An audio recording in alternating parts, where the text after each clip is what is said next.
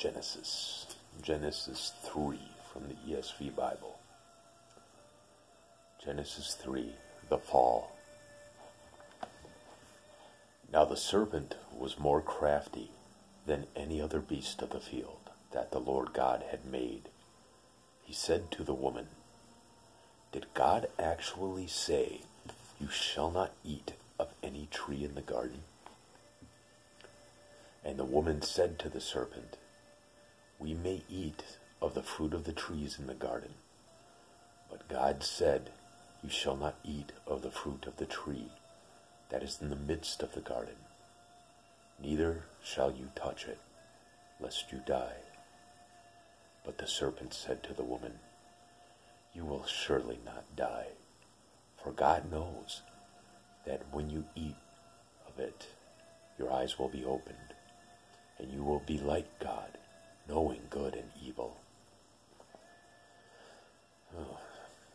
So when the woman saw that the tree was good for food, and that it was a delight to the eyes, and that the tree was to be desired to make one wise, she took of its fruit and ate.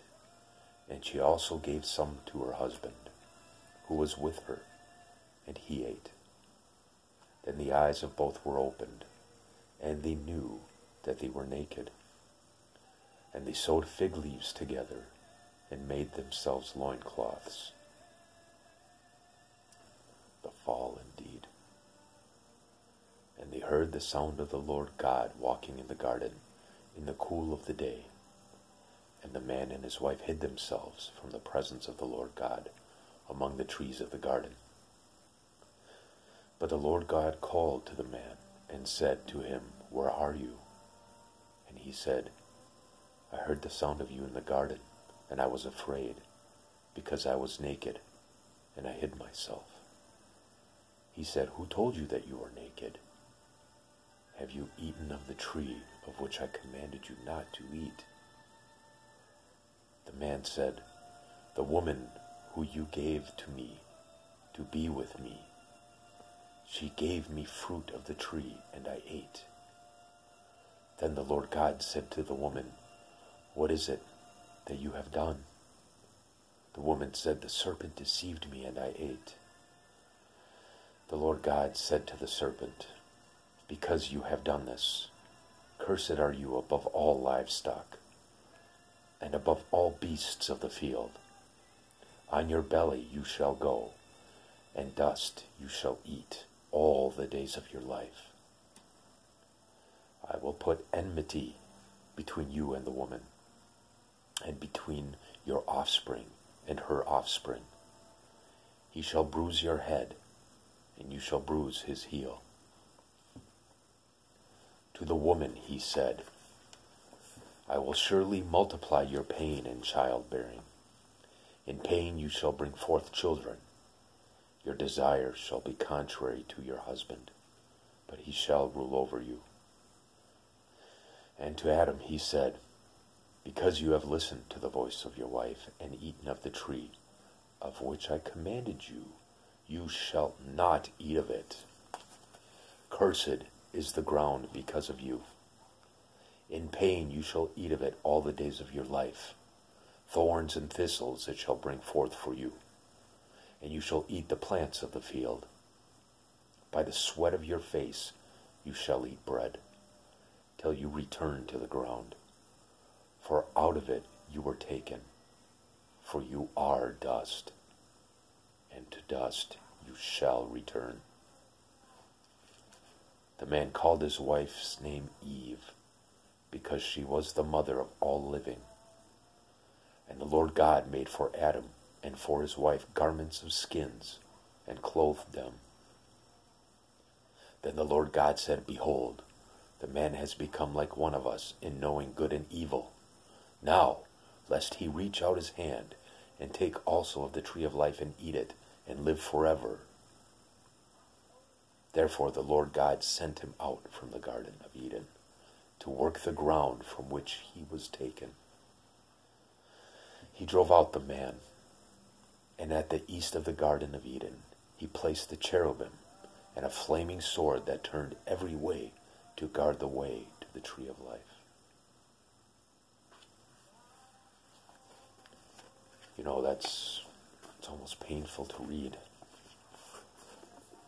The deceiver's been among us since the beginning. And for those that think that Adam and Eve were the first humans created, and that through them humanity was spawned, there's a lot of studying to do with that, because that's not true. But also, the eating of the fruit of the tree is a metaphor, because it wasn't fruit that was eaten. I'm sure there are people out there that understand that, but there are also people that take the Bible literally and then use it in the incorrect fashion. There's a lot of knowledge in here. Thank you for letting me read this. Thank you for listening. And thank God that I have the ability to do this. I just spoke with a really good friend of mine and his son.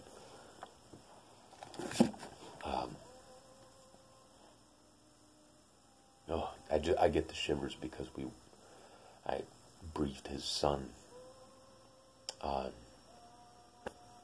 my inability to walk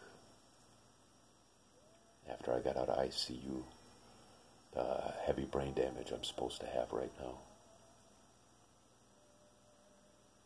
But I can walk, I can think, I can read, I can understand, I can process, and I can love. Like I told Janet the other day,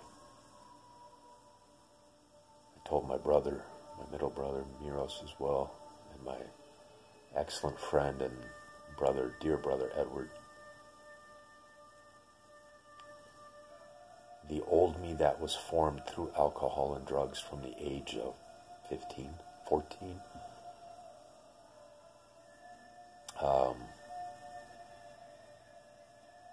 that entity stayed dead in the ICU.